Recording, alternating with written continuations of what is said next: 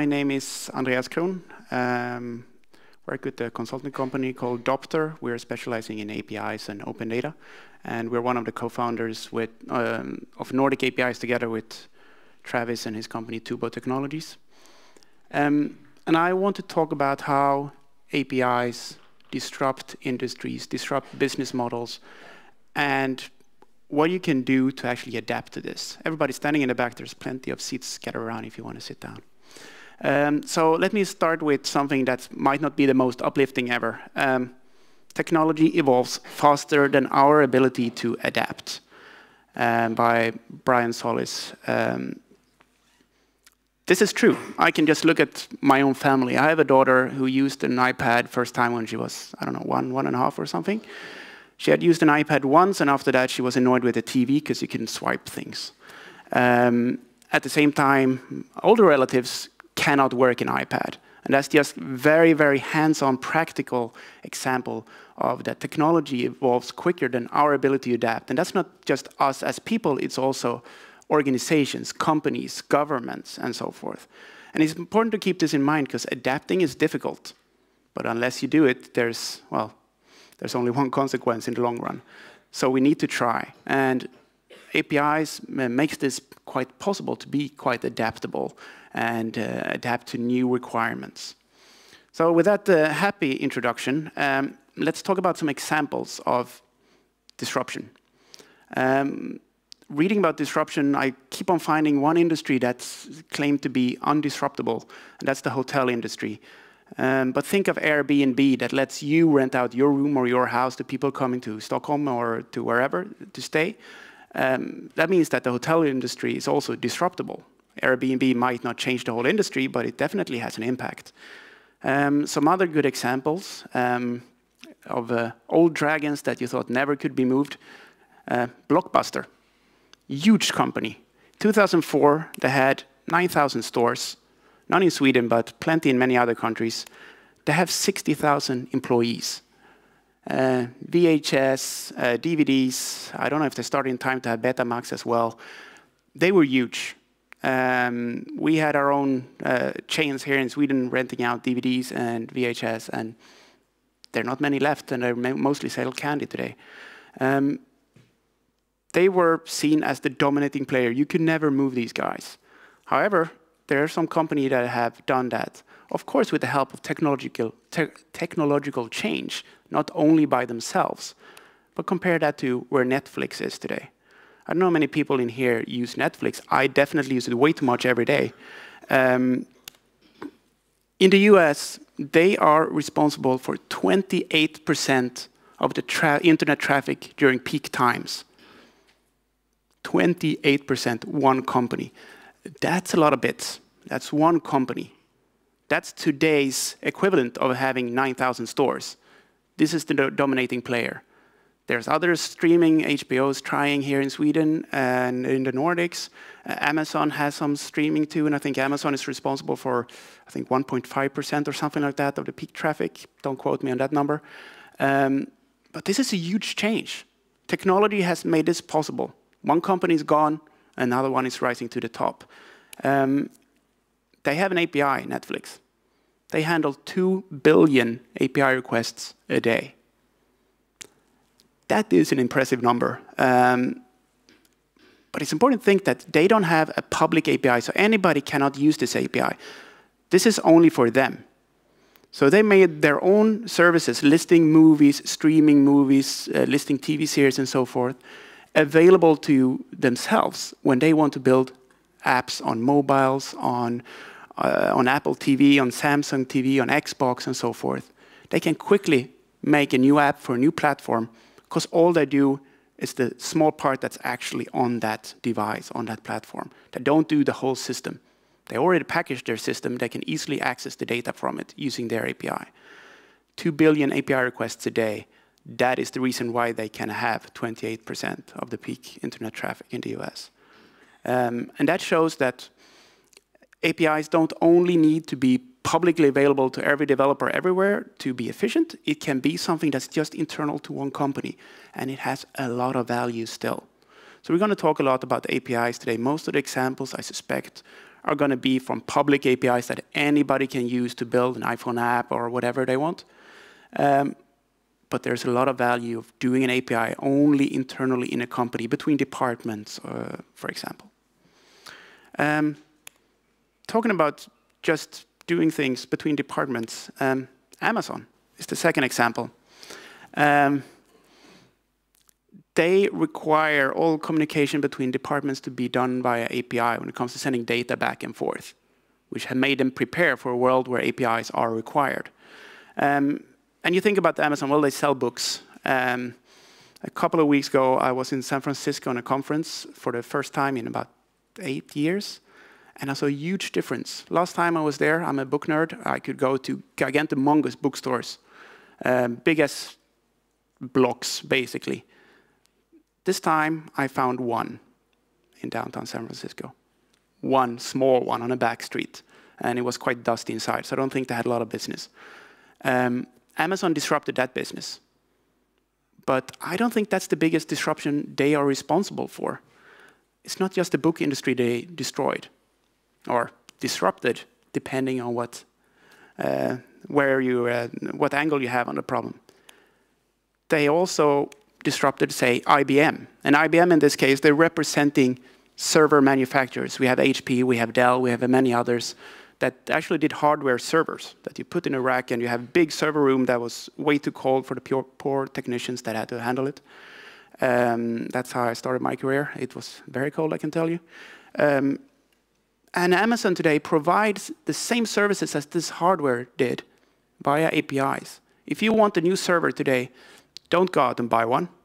You can create one very quickly online and run it on Amazon's clouds. And which might be impacted now when NSA is listening to everything, but that's a separate question. They have disrupted the hardware industry. What started as a bookstore disrupted the hardware industries because they took what they built themselves and built a product out of it. They needed to have a website that was up all the time. People can buy books any time of the day, any time of the night. That's a lot of infrastructure. Okay, we have the infrastructure. Let's sell the infrastructure. So they did that. They actually looked at what's the core of our business, and that's the IT, and we can sell that. One analyst firm actually estimates the value of Amazon Web Services, as it's called, to $50 billion in 2015. That's a lot of dollars. There's the real business to be made here. There's money to be made here.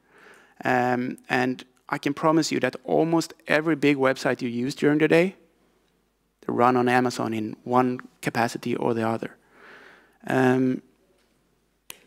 So we're talking about disruption.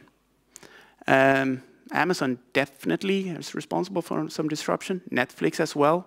Netflix more towards the TV industry probably than actually towards Blockbuster. But what is disruption? It started as a negative word. It's somebody's disrupting class. It's horrible. But now it's become something positive, at least in the business world, and at least if you're the one disrupting and not the victim of a disruption. So it's important to be aware that any industry can be disrupted. Your industry, whichever one it is either slowly being disrupted right now or it will happen soon. It's just the fact of life. In some cases, it takes decades. Like when the telephone came to be. It took decades, because if you have one telephone, it's quite pointless. If everybody in town has it, you want it too. It took a long time to build that network. But it didn't take many years for us to switch from cell phones to smartphones. How many in here don't have a smartphone in the pocket right now? Or, by the way, if you have it in the pocket, bring it out and tweet about this. But it took about 5 years from smartphones not existing to everybody having it. My mom now has an iPhone. Sorry, Mom, for mentioning you. That is a big step. So disruption is important. It happens quicker and quicker. And it consists of two major parts. It can be a technological advantage of a new player. Oh, we can stream internet video over the internet, and a lot of people have good internet connection that can actually watch it. Great. Or it can be a business model advantage. We can sell this thing that we just had for ourselves. Okay, great. We have presentations later today about business models and probably about some technology advantages as well. So we're going to go through this during the day. And if you look at what the big analyst firms say, they are really hot on APIs right now. Gartner come out every year with the top 10 strategic technological trends. And among the top 10 for 2014, 5 of them require APIs to even function. It's mobile applications, it's cloud technology, and so forth. So without APIs, half of the major technological trends would not be possible. That is quite important. That tells you something how basic this technology is. It's kind of an infrastructure. So let's talk a bit about those related technologies. This is not exactly the list that Gartner had, but these are the ones that I think are important in this context to think as related to the API trend. So even if we're talking about APIs, I'm going to mention that abbreviation way too many times today. We're talking about so much more. We're talking about cloud, for example. Amazon, if you use Gmail, you have your mail in the cloud. Maybe you have some security backups in the cloud. You have your photos on Flickr. If you have a business, maybe they run on Salesforce, and so forth and so forth. There's a lot happening in the cloud because you don't want to have everything in-house anymore.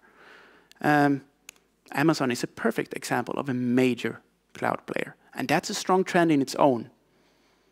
But to reach all that information that you have in the cloud and to upload new information to it, you need to have APIs. The next one is mobile. Again, smartphones. Everybody has it. If you planned your trip here today with an app checking when the subway was going, that app is using an API to talk to SL's servers.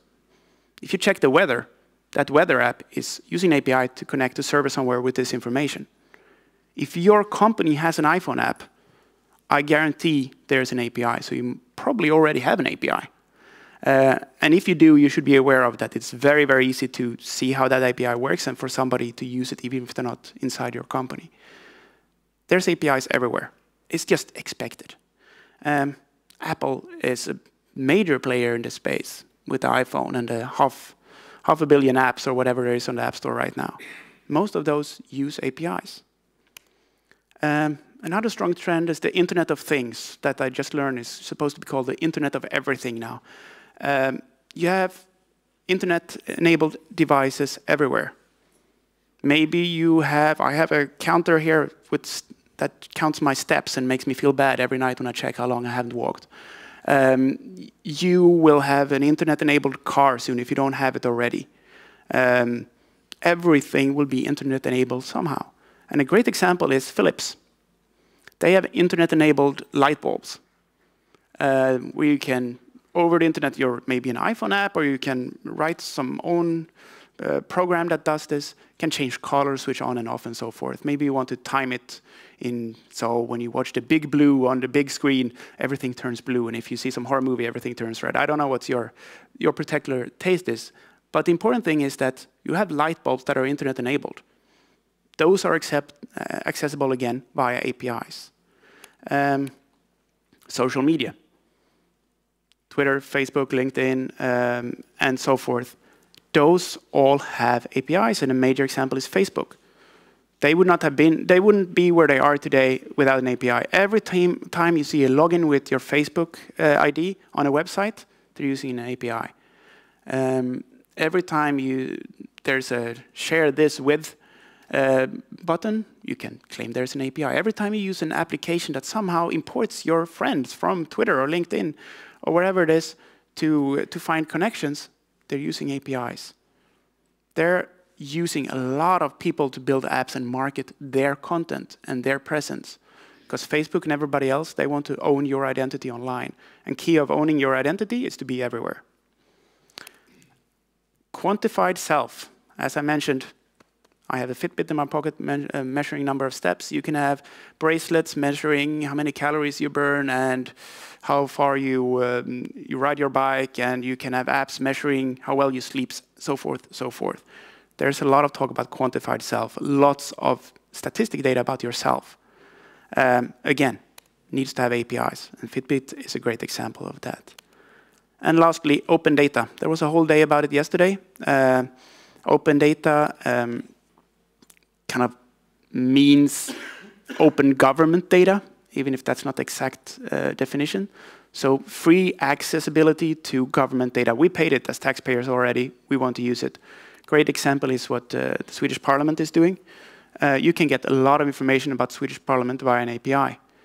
So if you want to do an analysis of who voted on what, there's data available. And this is great. This is fantastic. This is the future. So you see, APIs are everywhere. And to quote another analyst firm, in this case Forrester, APIs become digital glue. They have also top 10 tech trends every year, and this is trend number 3. APIs become digital glue. They keep everything together. They're what enables a lot of related technologies that kind of keeps the new world together. That's why we're here today. How do we use this glue to actually benefit us in our business? So how does APIs disrupt? That's kind of the key question, because now I mention APIs and a lot of cool, hyped keywords and buzzwords. There's cloud, and there's mobile, and social media, and so forth. But how do APIs as a technology disrupt? Part of it is, of course, to disrupt as coming along with the trends of cloud and mobile and so forth. But more important than that, all those trends and APIs separately, they do something to us and to businesses. This is the most important thing. They change expectations. Just think about these questions. There should be an app for that. Why isn't there an app for that? I want to do this. Why isn't there an app for that? Why can't I do this on my phone? If you're not asking that question, trust me, your kids or teenagers around you, they ask this question. They assume you can do things on your phone. And that assumption in turn means they assume there's an API, even if they don't know the word. Why can I not log in with Facebook on this site or this service? Again, they're assuming there is an API and that somebody's using it. They don't know the term. Why can't I share my Instagram photos easily on Twitter? That is a real live example. Instagram photo sharing service was bought by Facebook. Twitter don't like Facebook, so they shut off Instagram's access to Twitter's APIs. Before, you could automatically spread your Instagram photos on Twitter, and that was killed overnight. People got very upset. Of course, we want to do this. They got upset about their API not being accessible without knowing that there's an API needed. So it's changing expectations. You expect this to just work. And for businesses, the question is more, why can't we just integrate with your system? Why do we have to meet around a conference table with bad coffee and no oxygen for 3 days to discuss what file format to send back and forth? Why can't I just, on your web page, read your API documentation, test it out quickly, get one of my developers to test it out. If I like it, I'll pay you for it. And if you don't have that ability to partner with other companies, your competition does. And then they turn to the competition instead of you. So this is the one biggest disruptive influence that APIs have. It changes expectations. And you need to live up to expectations or somebody else will. Some minor trends, and this is more maybe an advantage of having an API, is speed to market. Netflix does it. They can quickly spin up a new app on some new mobile OS that comes out tomorrow. You can quickly answer, come with an answer to new viral trends. Suddenly, it's very cool with, I don't know, soap or something, because some celebrity did something stupid with soap. You want to pull up an app that spins on this this trend, and you want to do it now. Speed to market. During the Olympics, Coca-Cola bought the rights to be the official drink company of the Olympics in London. They didn't want Pepsi anywhere.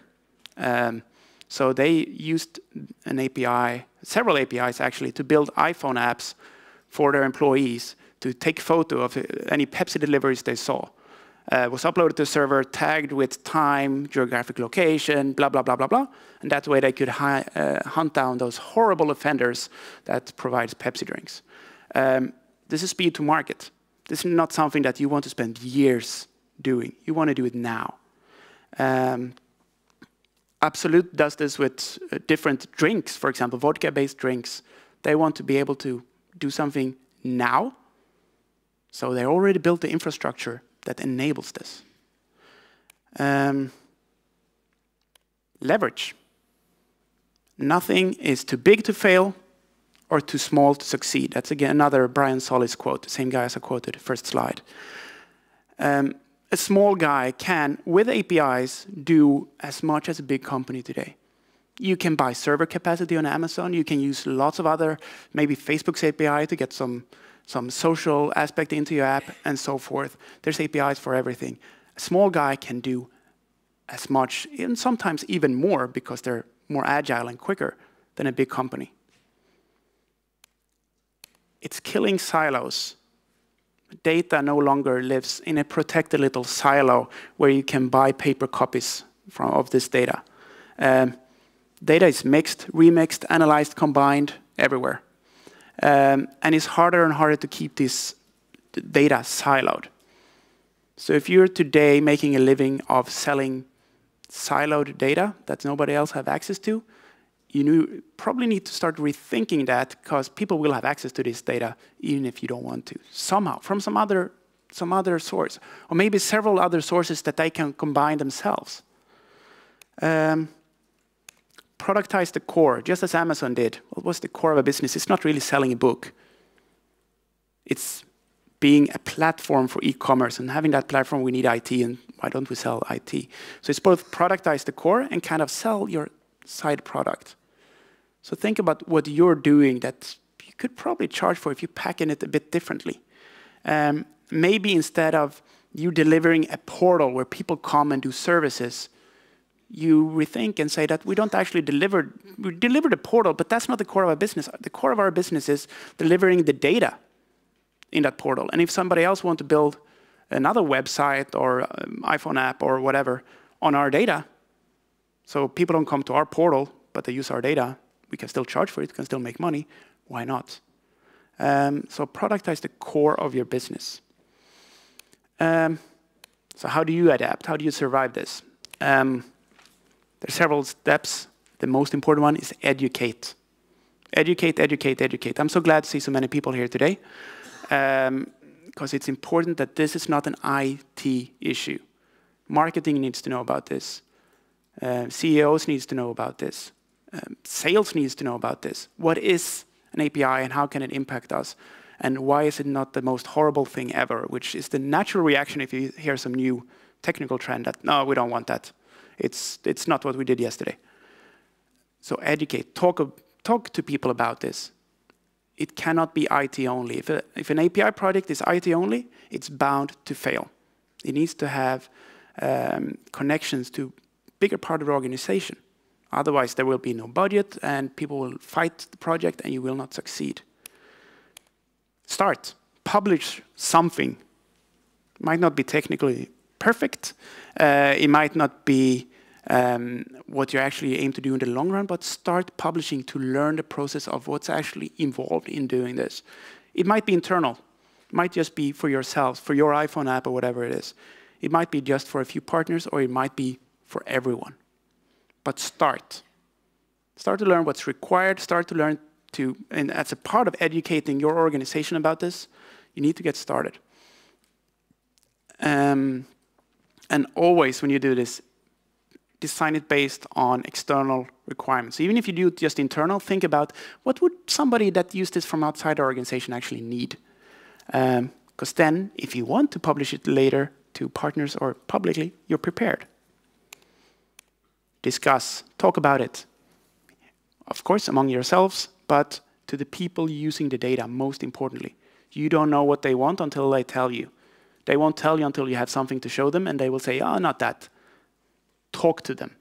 Improve. Be agile. It's not publish and we're done. It's a continuous project. Use. Use APIs yourself. There's plenty of APIs out there that I'm sure can bring business value to your organization today.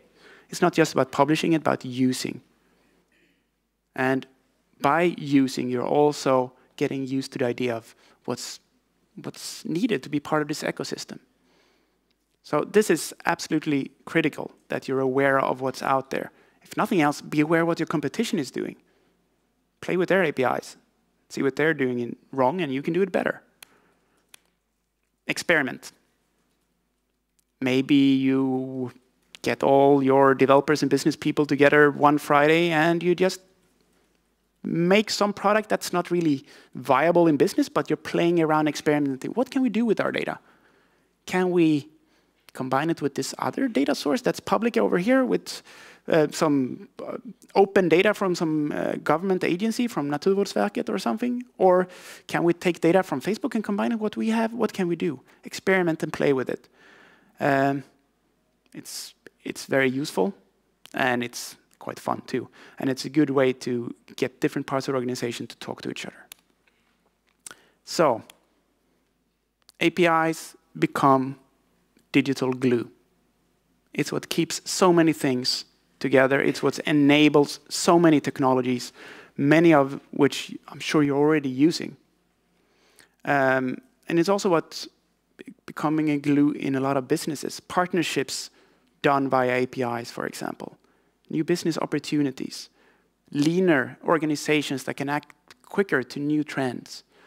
It really becomes the digital glue. So the key question is, do you have the glue you need to build your future? And I hope that we can provide enough information today to give you this, this glue, so you can go out and paste things together yourself and actually disrupt instead of being disrupted.